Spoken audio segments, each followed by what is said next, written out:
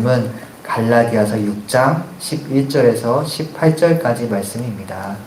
제 성경에는 신약 295페이지 즈음에 있습니다. 오늘 우리에게 주시는 하나님의 말씀은 갈라디아서 6장 11절에서 18절 말씀입니다. 제 성경에는 신약 295페이지 부분에 있습니다. 저희 한 절씩 교독하시고 마지막 절은 같이 읽도록 하겠습니다. 갈라디아서 6장 11절에서 18절 말씀 읽도록 하겠습니다. 보십시오. 내가 여러분에게 직접 이렇게 큰 글자로 적습니다. 육체의 모양을 꾸미기를 좋아하는 사람이 여러분에게 할례를 받으라고 하느니라. 그것은 그들이 그리스도의 십자가 때문에 할례를 받는 사람들 스스로도 율법을 지키지 않으면서 여러분에게 할례를 받게 하려는 것은 여러분의 육체를 이용하여 자랑하려는 것입니다. 그들에게는 우리 주 예수 그리스도의 십자가 밖에는 자랑할 것이 아무것도 없습니다. 그리스도로 말미암아 내 뜻에서 세상이 죽었고 세상 속에서 보면 내가 죽었습니다. 할례를 받거나 안 받는 것이 중요한 것이 아니라 새롭게 창조되는 것이 중요합니다. 이 뜻을 따라 사는 사람들과 하나님의 백성 이스라엘에게 하는 평화와 자비가 일뿐입니다. 이제부터는 아무도 나를 괴롭히지 마십시오. 나는 내 몸에 예수의 상처 자국을 지고 다닙니다. 형제자매 여러분, 우리 주 예수 그리스도의 은혜가 여러분의 심령에 있기를 빕니다. 아멘. 오늘은 이 말씀 시작하기에 앞서서 러시아의 대문호인 톨스토이 작가분의 단편선 중 하나를 요약한 이야기로 말씀문을 열고자 합니다. 이야기의 제목은 새 은자라고 합니다.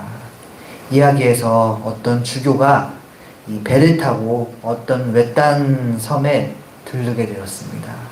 거기에는 3명의 노인이 살면서 지금까지 지은 죄가 있다면 속죄하고 주님만 바라보겠다 라는 삶을 살고 있었습니다. 문제가 하나 있다면 그 노인들이 일자무식이라는 것입니다.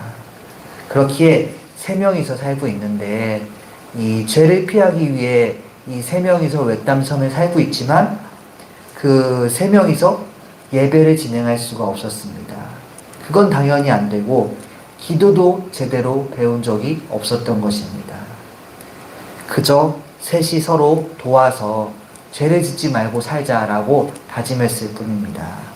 다만 신앙생활을 위해서 기도처럼 이런 말을 같이 되뇌이곤 했습니다. 당신도 셋이고 우리도 셋이니 우리에게 자비를 베풀어 달라고요. 이 3명이서 그렇게 이야기하고 성호를 그으면서 죄를 피해 마지막까지 살려고 했던 것입니다. 이 말을 유일한 기도로 고백하면서 이 섬에서 자급자족 그리고 검소하고 금욕적인 생활을 살고 있었습니다. 그래서 주교는 이 세 은자를 만났을 때 그들의 신앙생활에 도움이 되고자 하였습니다. 좀 보탬이 되고자 해서 그들에게 주기도문을 가르쳐 주었습니다. 그 주기도문은 노인들에게 굉장히 긴 내용이었기 때문에 3명이서 이 주기도문을 3파트로 나눠서 떠듬떠듬 그리고 하루 종일이 걸려서 그들이 결국 주기도문을 3분의 1씩 외울 수 있게 되었습니다. 여러 번 반복하여서 그 하루가 다 지나고 날이 어두워진 뒤에야 이 노인들이 주기도문을 3분의 1씩 다 외울 수 있게 되었습니다. 이 세 노인이 한 명씩 주기도문을 이제 말하면은 3명이 이어서 말해야 이제 완성이 되는 거죠, 기도가. 주교는 이제 되었다라고 생각하고 다시 배를 타고 이 어두워진 바다를 건너서 집으로 돌아가게 되는데요. 돌아가던 중에 놀라운 것을 보게 됩니다. 바로 세 노인이 물 위를 걸어서 자신에게 오고 있었던 것입니다. 세 노인은 배에 오르자 주교에게 이렇게 말합니다. 자기들이 주기도문을 이제 주교가 간 다음에 조금씩 잊어버리기 시작해서 바로 다 까먹어 버렸다고요. 그렇기 때문에 주기도문을 다시 한번 배우고자 하여 이렇게 배로 찾아왔다고 말을 합니다.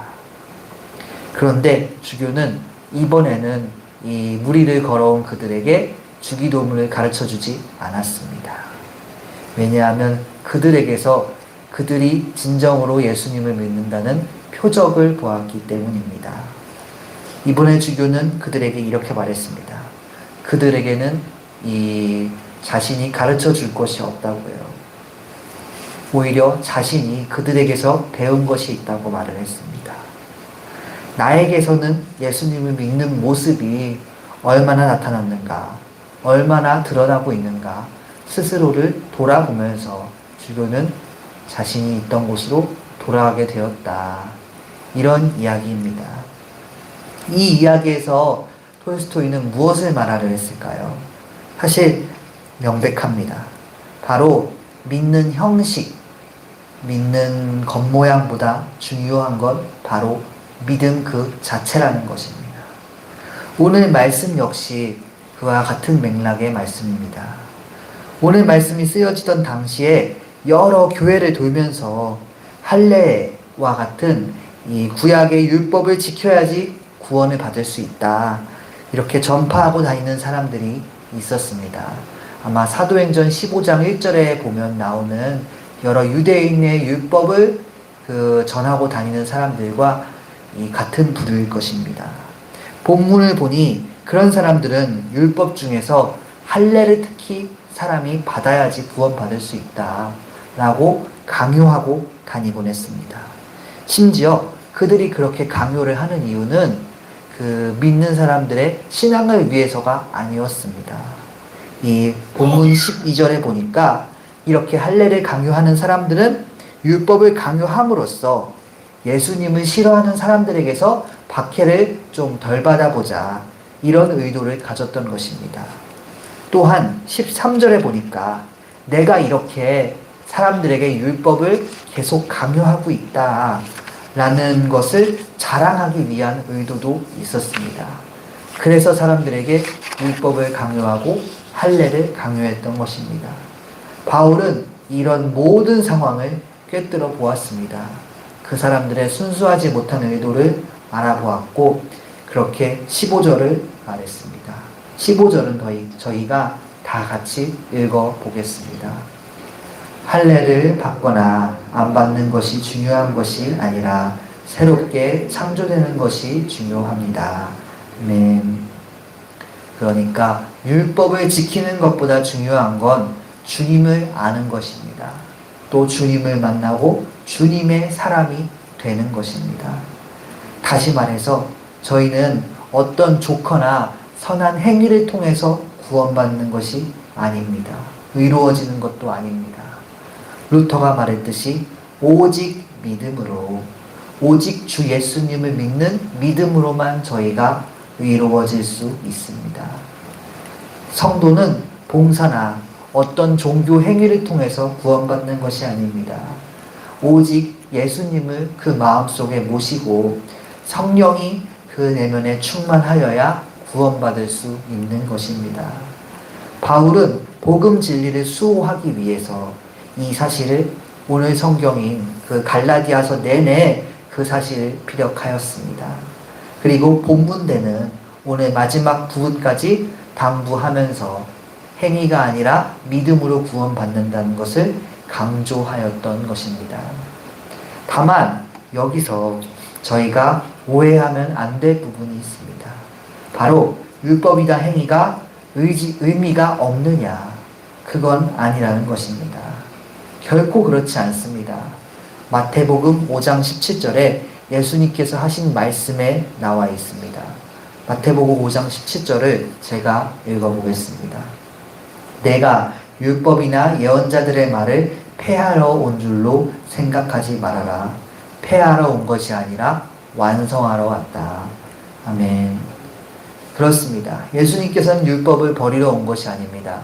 하나님을 사랑하고 이웃을 사랑하라는 새로운 그리고 온전한 율법으로 만들어서 당시에 그 경계하셨던 허례허식과 자랑으로 신앙생활하는 걸 피하게 하셨던 것입니다.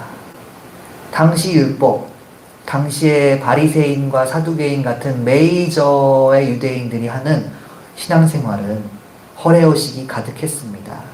그때 율법은 하나님을 사랑하고 이웃을 사랑하라는 한마디, 그 한마디로 예수님께서 바꾸셔서 오늘날까지 오게 된 것입니다. 그렇기에 저희가 생각해야 할 것은 그 행동 자체는 마땅한 일입니다. 주님께 은혜를 받아서 그것이 행동으로 나타나는 것 자체는 저희에게서 아주 좋고 기쁜 일임을 알아야 할 것입니다. 오늘 말씀은 그러니까 예수님을 믿으면 그 이외에 우리가 아무것도 할 필요 없다. 그렇게 해석해서는 안 됩니다. 그럴듯한 잘하고 있는 나 자신에 취하지 말고 좋은 일, 그리고 우리가 정말 가져야 할 신앙의 본질을 구분해야 한다. 그런 말씀입니다.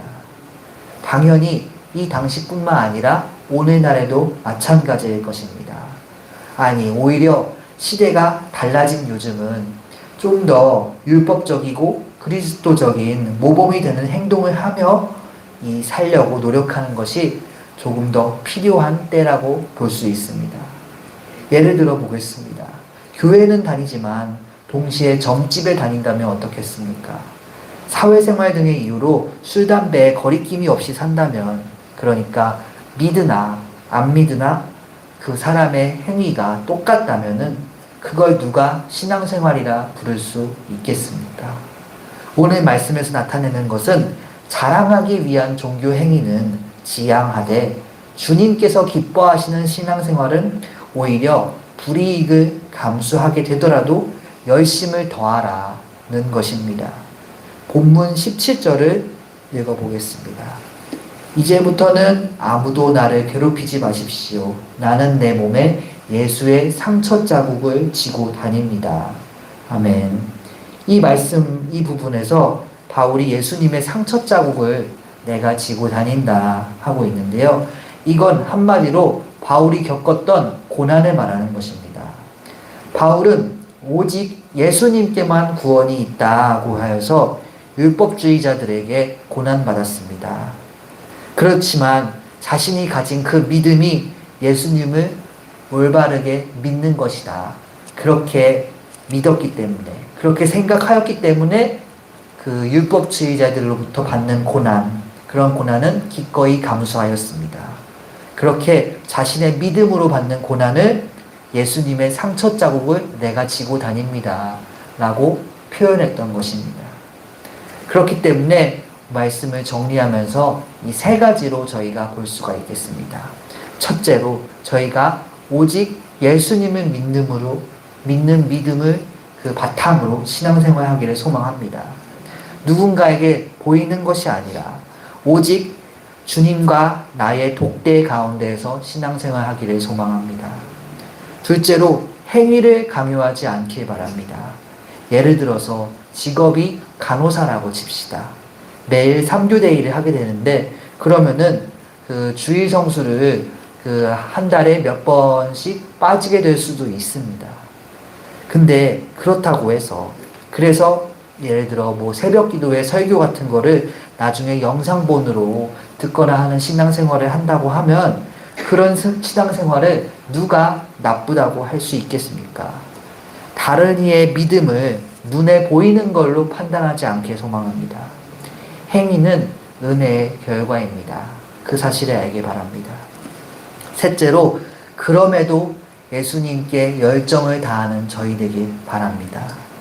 남을 정죄하지 않고 남을 판단하지 않아도 스스로를 예수님 앞에 바울처럼 내어놓는 것, 그런 신앙생활을 하는 저희가 되기를 주님의 이름으로 부탁을 드립니다.